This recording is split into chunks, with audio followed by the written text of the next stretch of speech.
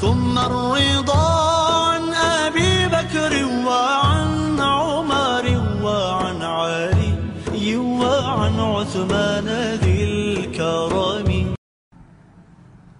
اس پورے دلائل کو اور حوالہ جات کو پیش کرنے کے بعد اینڈ پر میں نے یہ بات کی کہ اب آخر میں صرف ایک نقطہ رہ جاتا ہے کہ بعض اہل تشیع حضرات ان کا ایک سوال پورے دلائل سن کر کہ ناراضگی کا مسئلہ حل ہو گیا، ناراضگی ختم ہو گئی، اب ناراضگی کا تذکرہ کرنا سیدہ کائنات کو ناراض کرنے کے مترادف ہے، اللہ کے رسول کو ناراض کرنے کے مترادف ہے.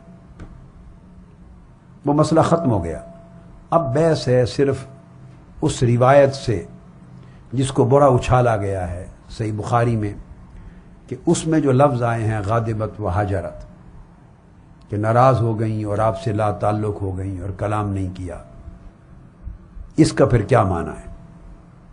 میں نے کہا تھا اینڈ پر اس کو انٹرٹین کروں گا. آج کی نشست انشاءاللہ پوری تفصیل سے اس نقطے پر گفتگو ہوگی. قبل اس کے کہ میں روایت کے ان الفاظ کی طرف آؤں، ایک بڑی اہم حدیث ہے جس کا ذکر اس موضوع کو شروع کرنے سے قبل نفس مضمون کو سمجھنے میں بڑا مددگار ہوگا، اور وہ بھی متفق علیہ ہے، صحیح بخاری میں بھی ہے.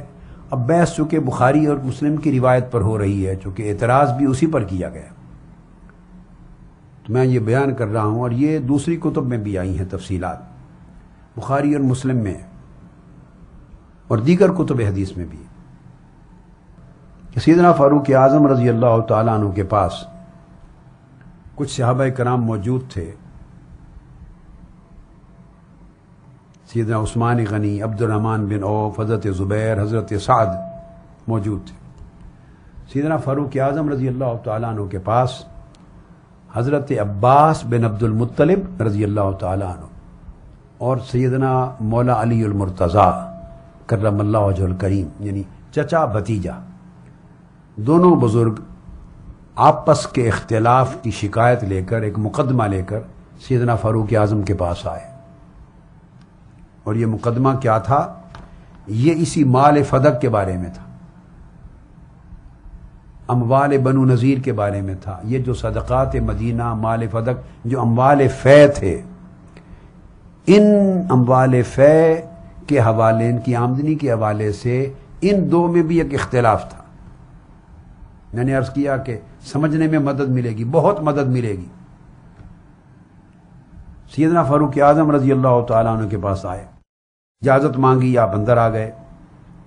حضرت عباس نے کہا یا امیر المومنین عقد بینی و بین ھذا،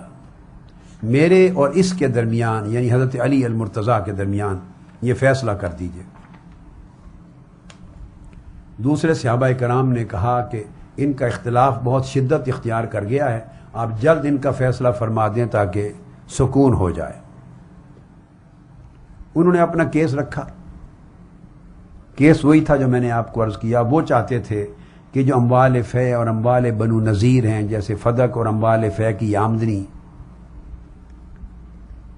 سیدنا فاروق اعظم رضی اللہ تعالیٰ عنہ نے کیا کیا تھا کہ ان دونوں کو متولی بنا دیا تھا بشمول فدق کے، اموال فے پر، بنو نذیر پر، ان اموال پر، کہ یہ حضور علیہ السلام کی سنت کے مطابق، سیدنا صدیق اکبر کے طریقے کے مطابق، حکم شریعت اور حکم رسول کے مطابق یہ جو ان کی آمدنی ہے یہ تقسیم کرنے کے ذمہ دار ہوں گے. جیسے وزارت دے دی جاتی، وزیر اعظم کسی کو منسٹر اپوائنٹ کر کے اس کے سونپ دیتا ہے کام کہ ہماری نگرانی میں ان اموال کی تقسیم آقا علیہ السلام کی سنت کے مطابق یہ آپ کے ذمے ہوگی. تو یہ تولیت کا کیس ہے کہ آپ کو متولی بنا دیا، آپ اس کے انچارج ہوں گے اس میٹر کے. ان کے درمیان اختلاف تھا آپس میں، اور وہ آئے اور وہ کہنے لگے کہ آپ ہم دو میں تقسیم کر دیں اس کو. حضرت عباس آئے کہ ہم دونوں جوائنٹلی یہ فریضہ انجام نہیں دے سکتے، ہماری انڈرسٹینڈنگ نہیں ہے، اختلاف ہے، لہذا آدھا آدھا کر دیں ہم دونوں میں. یہ جتنی جائیدادیں ہیں اموال فے کی تو ہمارے ذمے آدھی آدھی تقسیم کر دیں، تو آدھے حصے کو میں ڈیل کروں، آدھے کو علی ڈیل کریں. بحث اسی چیز سے ہے کہ وہ اموال فے جو ہیں ان کی جو آمدنی جس طریقے سے تقسیم ہوا کرتی تھی اہل بیت میں بھی، بنو ہاشم میں بھی، دیگر مستحقین میں بھی، تاکہ یہ اس تقسیم کے انچارج ہوں، ذمہ دار ہوں۔ انہوں نے کہا اس کو ہاف آف کر دیں ہمارے لیے۔ اب جب وہ آئے دونوں تقسیم کر دیں تو سیدنا فاروق اعظم رضی اللہ تعالیٰ عنہ نے چاہا کہ اس اموال فے پر تقسیم کا لفظ اگر استعمال ہو جائے تو یہ ایسے لگے گا جیسے کسی کی وراثت اور ذاتی ملکیت بن گئی۔ اس پر قسم اور تقسیم کا لفظ بھی استعمال نہیں ہونا چاہیے، چونکہ یہ کسی کی وراثت نہیں ہے۔ جب انہوں نے کیس رکھا تو سیدنا فاروق اعظم رضی اللہ تعالیٰ عنہ نے فرمایا، فقال عمر انشدکم باللہ الذی باذنہ تقوم السماء والارض، صحیح مسلم کی عبارت، تمام صحابہ کو گواہ بنایا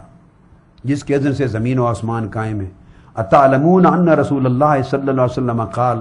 لا نورث ما ترکنا صدقۃ، آقا علیہ السلام نے فرمایا تھا کہ ہماری وراثت نہیں ہوتی، ہم جو چھوڑتے ہیں وہ صدقہ ہوتا ہے۔ قالوا نعم، تمام صحابہ نے بیک زباں کہا ہم جانتے ہیں، گواہ ہیں کہ آقا علیہ السلام نے یہ فرمایا تھا، تائید کرتے ہیں۔ ثم اقبل علی العباس وعلی، سارے صحابہ کی شہادت اور گواہی کے بعد وہ حضرت عباس اور حضرت علی کرم اللہ وجہ الکریم کی طرف پلٹے، سیدنا فاروق اعظم امیر المؤمنین رضی اللہ تعالی،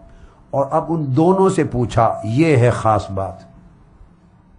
اس حدیث کو کوٹ کرنے کی ریزن، پوچھا فقال انشدکما باللہ الذی باذنہ تقوم السماء والارض اتعلمان ان رسول اللہ صلی اللہ علیہ وسلم قال لا نورث ما ترکناہ صدقۃ، کیا آپ دونوں عباس اور علی رضی اللہ تعالیٰ عنہما جانتے ہیں، اس بات کی گواہی دیتے ہیں یا نہیں کہ رسول اللہ صلی اللہ علیہ وسلم نے فرمایا تھا ہماری کوئی وراثت نہیں ہوتی انبیاء کی، ہم جو چھوڑتے ہیں وہ صدقہ ہوتا ہے قوم اور مستحقین کے لیے؟ قالا نعم، سیدنا علی اور حضرت عباس دونوں نے کہا ہاں ہم گواہی دیتے ہیں، آقا نے اسی طرح فرمایا تھا۔ اور یہ وہ حضرت عباس اور حضرت علی ہیں۔ جب سیدہ کائنات فاطمۃ الزہرا رضی اللہ تعالیٰ عنہ سیدنا ابو بکر صدیق کے پاس تشریف لے گئی تھیں تو حضرت عباس بھی ساتھ گئے تھے اس وقت، اور کسی روایت میں سیدنا علی شیر خدا کا جانا بھی آتا ہے، مگر بہت سی روایات میں نہیں آتا کہ وہ ساتھ گئے،